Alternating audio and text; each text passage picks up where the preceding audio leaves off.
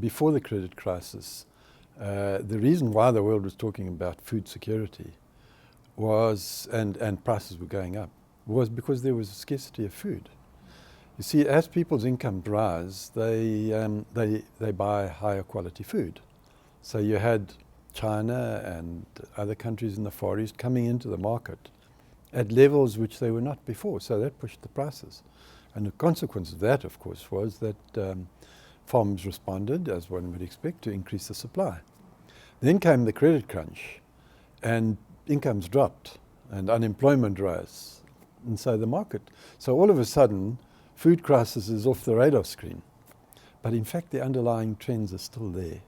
And as soon as the world economy picks up, we're going to see the same trends coming of population growth, rising incomes, and a combination of which only means more food. And that's created a situation where people are saying there needs to be an interface between the African farmer and the sales component of the food, which actually happens on the international trading terrain. What's your view? Problem with our situation in Africa, not so much South Africa, we've got a very well developed trading market.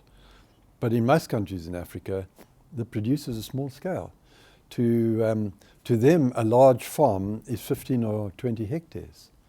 Whereas to us, 15 or 20 hectares is a small holding. You see, commercial farming is running in hundreds of hectares, thousands even. And the consequence of it is that the other African countries are not well developed in terms of dealing with international markets. They haven't got the trading experience, they haven't got the trading relationships. And the consequence of that, of course, is that the small-scale farmer is always at the losing end, inevitably. Talking about the trading relationships, we've just seen incredible stumbling blocks with the Doha round of free trade talks for the WTO. And agriculture is consistently the sticking point because Western economies, especially members of the European Union and the United States, are quite content to subsidize their farmers and yet don't want to see similar activities happening in Africa. And yet agriculture is Africa's competitive advantage compared to what it is that other economies in the world can offer international trade. So it creates distortions in the global economy, but it also keeps Africa on the back foot. Why is that? We, from the African side, have a view that free trade is the philosophy of the strong because it suits them. So they can get away with subsidizing their farmers, and they tell us, well, that's reality. You've got to have to learn to live with it. And we say, but you know, what's good for the goose is good for the gander. Therefore, we should be doing the same thing. Our problem is that climatically and soils-wise, we have a huge comparative advantage. The problem is man-made. Man-made both on the African side in the terms that the farms are small, too small to be competitive. So we lose our competitive advantage because our farming scales other than in South Africa and Zambia to some extent, and pockets here and there. But by and large, the bulk of production in Africa is from small-scale farmers, and that's where they lose the comparative advantage. Because how do you collect 1,000 tons of grain from 20 or 30 or 40 farmers? It's very expensive. You could buy that 1,000 tons of grain from one farmer under commercial conditions, and that's where we lose out. Surely there should be the political will, the wherewithal, to start looking more concertedly at commercial farming activities, but it doesn't seem to be happening. If you go to Malawi, as an example, and see how they have handled it, they've transitioned from being a food importer to now being an exporter of maize. So they're more than self-sufficient. Now that came about by virtue of the fact that the president of Malawi and his government told the world that whether they like it or not, they're going to subsidize the inputs. Now, that's fine, and in principle, I agree with it. And in fact, in South Africa, our history, if you go back to where we were where Africa is now, which we were in the 1920s and 1930s, our yield of maize per hectare was about the same as what Africa is now. And what we did is we had a policy of South Africa first, and that was to get our production up.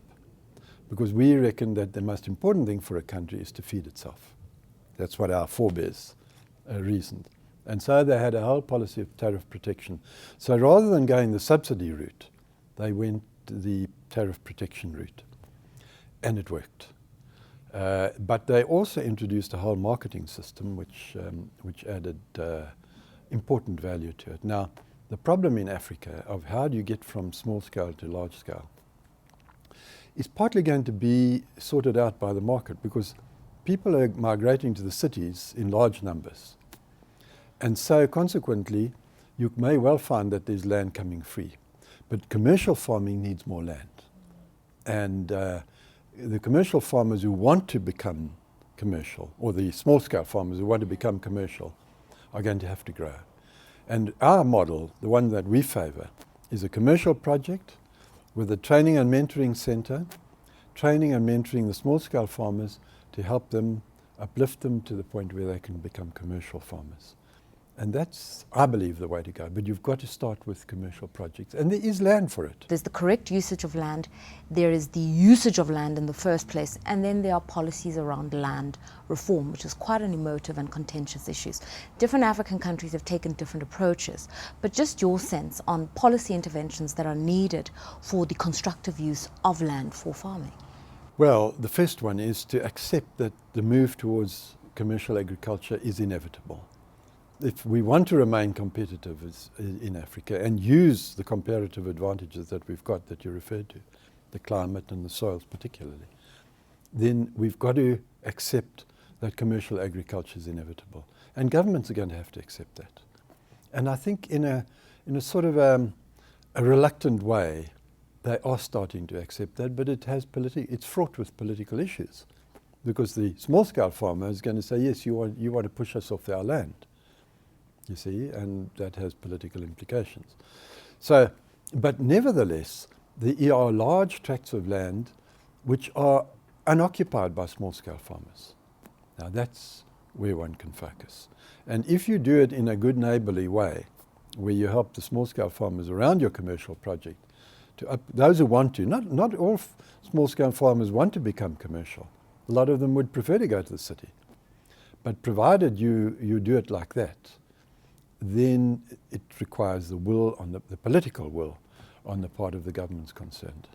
And not a lot of change could bring it about, because the market will push it. Just in terms of investor perceptions about getting into agriculture, what is needed to be done by African states to make the sector a lot more lucrative and a lot more attractive for private financing? First of all, not only a spoken willingness on the part of governments to promote agriculture, but visible willingness. Like, for example, what the president of Malawi, who incidentally is their Minister of Agriculture, what he's done.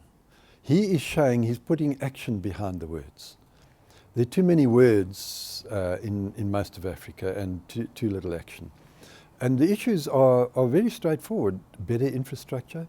It's no good giving me as a farmer a piece of land stuck away. It's a beautiful piece of land, but it's miles or kilometers away from a road or a railway line or anything. Now, that's no good, and you can't get power. So, number one is a change of attitude. Number two, a willingness, a political will to promote agriculture and do whatever is necessary. And we from the side of South Africa are constantly telling African countries, look, we've been through all this. We went through it 70, 80 years ago. Come and learn from the way we did it. And that implies infrastructure spending. It implies a willingness to help people to upgrade their seed. You know that just by using better seed, higher technology seed, you can almost double your yield on the same piece of land. Now, those are kinds of things which governments can help with. And then, of course, the other thing we used to have in South Africa was what we called extension officers. They were the teachers, they were the mentors who would go out into the farming areas and say, this is how you do it, you see, and show the farmer and walk them through it. Now, all of those things governments can do. And they can also show willingness to help their farming sector by, for example, subsidies is a tricky one. Better still is tariff protection, but on a phased out basis. In other words, you say to the farmers, I'll help you, but by 5 years' time, you've got to stand on your own feet.